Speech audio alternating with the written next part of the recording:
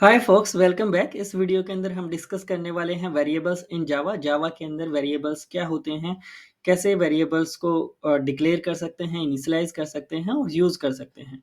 Variables को समझने के लिए हम कॉमनली यूज्ड एप्लीकेशंस का एग्जांपल लेते हैं। जैसे आपकी ई कॉमर्स वेबसाइट्स हैं, अमेजोन, फ्लिपकार्ट, या कोई आप बैंकिंग एप्लीकेशन आप यूज़ कर रहे हो, तो ये सारी की सारी एप्लीकेशंस कस्टमर डेटा पे वर्क करती हैं। अब डेटा को रिप्रेजेंट करने के लिए हमारे पास दो चीजें होती हैं। First one is variable and second one is constant. आप डेटा को या तो वेरिएबल से रिप्रेजेंट कर सकते हो या किसी कांस्टेंट के साथ में। वेरिएबल ऐसी चीजों को या ऐसे डेटा को रिप्रेजेंट करता है जिसकी वैल्यू जो है वो चेंज हो सकती है। जैसे अगर हम बात करें, कोई रेक्टेंगल है और रेक्टेंगल के अंदर एक आपकी लेंथ होती है, एक विड्थ होती है।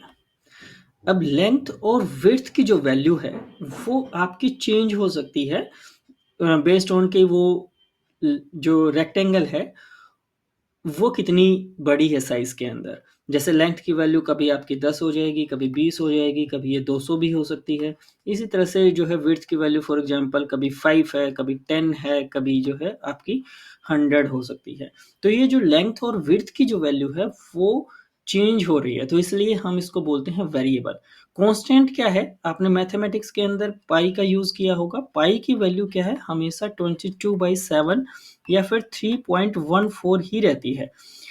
पाई की वैल्यू कभी भी 3.13 या 3.15 या कोई भी दूसरी नंबर के अंदर वो चेंज नहीं होगी। ये वैल्यू हमेशा 3.14 ही रहेगी। तो ऐसी जो जो कोई भी चीज़ को हम रिप्रेजेंट करेंगे जिसकी वैल्यू चेंज ना हो रही हो उसको हम बोलेंगे कांस्टेंट, और जिसकी वैल्यू चेंज हो रही है उसको हम बोलेंगे variable.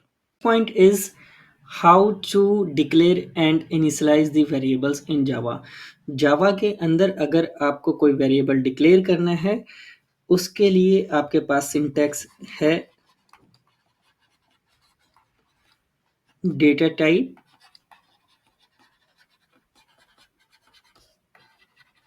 Variable name and then semicolon. ये जो फर्स्ट स्टेटमेंट है ये आपको एक वेरिएबल डिक्लेयर करने के लिए स्टेटमेंट है। जैसे data type int and variable name a and then semicolon. अगर आपको इनिशियलाइज करना है इसी वेरिएबल को तो आप क्या करोगे, वेरिएबल नेम इक्वल्स वैल्यू। इसी एग्जाम्पल को अगर हम आगे बढ़ाएं तो a इज इक्वल टू 10। ये स्टेटमेंट क्या बता रही है, इनिशियलाइजेशन। यहां पे आपका इनिशियलाइजेशन हो रहा है।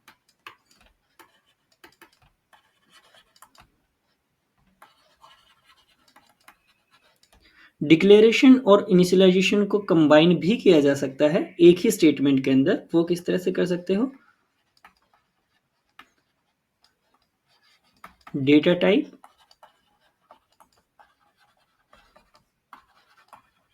Variable name equals value.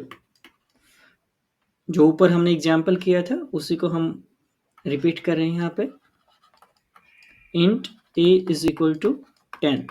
तो इस स्टेटमेंट के अंदर डिक्लेरेशन भी है a का और वैल्यू भी हमने पास कर दी, इनिशियलाइजेशन भी कर दिया। और इनिशियलाइजेशन का मतलब है कि उस पर्टिकुलर वेरिएबल के अंदर इनिशियल वैल्यू क्या होगी, किस इनिशियल वैल्यू को वो वेरिएबल जो है रेफर करेगा।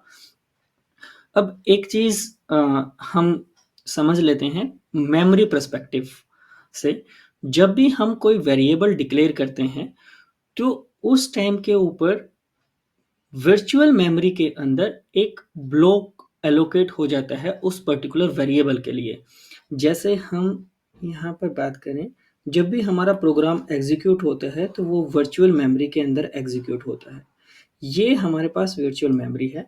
अब जैसे ही आपने इंट ए लिखा तो इससे इसने क्या किया कि एक ब्लॉक जो है यहाँ पे क्रिएट कर दिया ए नाम के वेरिएबल के लिए। और जब आप इनिशियलाइज करते हो, जैसे आपने ए की वैल्यू 10 यहाँ पे इनिशियलाइज की, तो जो इनिशियल वैल्यू है इसकी, वो इनिशियल वैल्यू यहाँ पे स्टोर हो गई। ये वैल्यू अपडेट भी हो सकती है, जैसे हमने डिस्कस किया था पहले। अगर ये कांस्टेंट नहीं है तो ये वैल्यू जो है बाद में अपडेट भी हो सकती है, लेकिन as a initial value 10 will be saved in this particular block, जिसका नाम क्या है, वो ए है, क्योंकि हमने अपने वेरिएबल का नाम ए दिया है।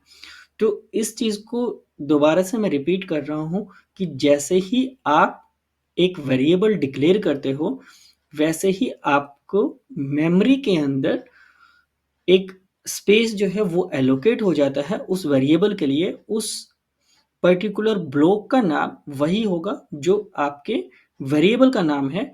और जब आप उसको इनिशियलाइज कराओगे, तो इनिशियलाइज कराते टाइम जो भी वैल्यू आपने असाइन की है, वो वैल्यू उस ब्लॉक के अंदर सेव हो जाएगी। Let us see how to declare, initialize and use variables with an example now. हम एक जावा फाइल क्रिएट करते हैं।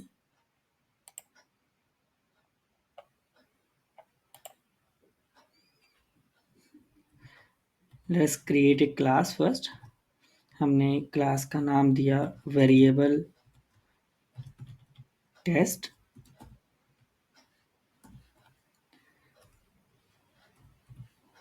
Let us create main method, public static void main, arguments of string type. Okay. अब यहाँ पे सबसे पहला काम हम क्या करते हैं, एक वेरिएबल को डिक्लेयर करते हैं। Data type, first thing, int, then variable name, for example num1, और सबसे पहले स्टेटमेंट के अंदर हम सिर्फ डिक्लेयर करते हैं वेरिएबल को, num1 इज डिक्लेयर्ड। अब हम इस वेरिएबल को इनिशियलाइज करते हैं।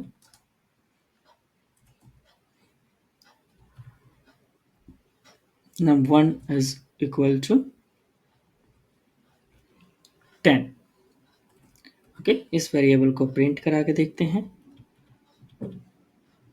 System dot out dot print ln, and इसके अंदर हम पास करते हैं num1 वेरिएबल, सेव करते हैं and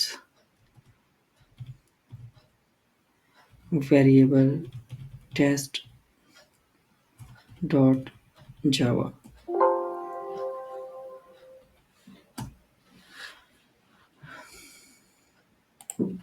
Let us compile it and then execute। अगर आप देख रहे हो तो जो वैल्यू हमने इस वेरिएबल को असाइन की थी num1 के अंदर, वो वैल्यू जो है यहाँ पे प्रिंट हो गई है। ओके, अब हम दूसरा सिनेरियो टेस्ट करते हैं जिसके अंदर डिक्लेरेशन और इनिशियलाइजेशन एक ही स्टेटमेंट के अंदर हम करेंगे, डिक्लेयर एंड इनिशियलाइज।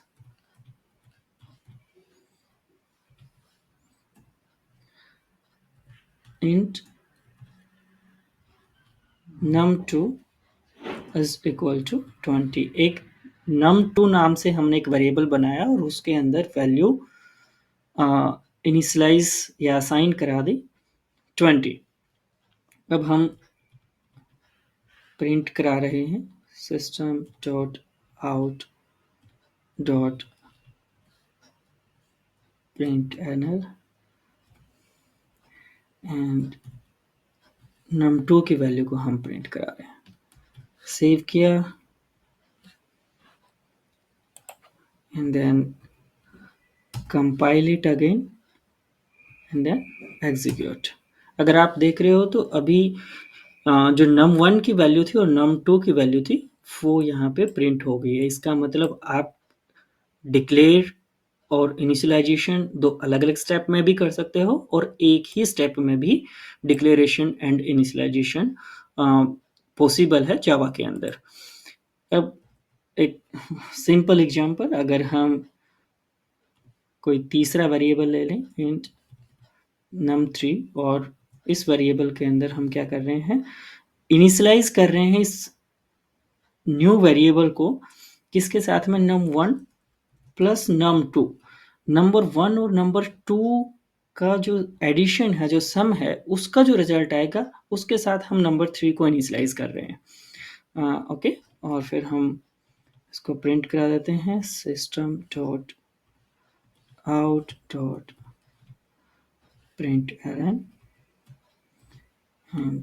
ये हम प्रिंट करा देते हैं num3।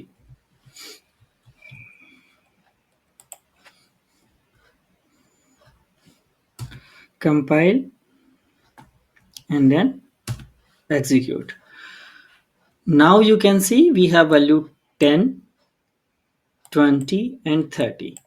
10 हमारा num1 की वैल्यू है, num2 की वैल्यू है 20 और num3 की वैल्यू है num1 plus num2, that means 10 plus 20 which is equal to 30।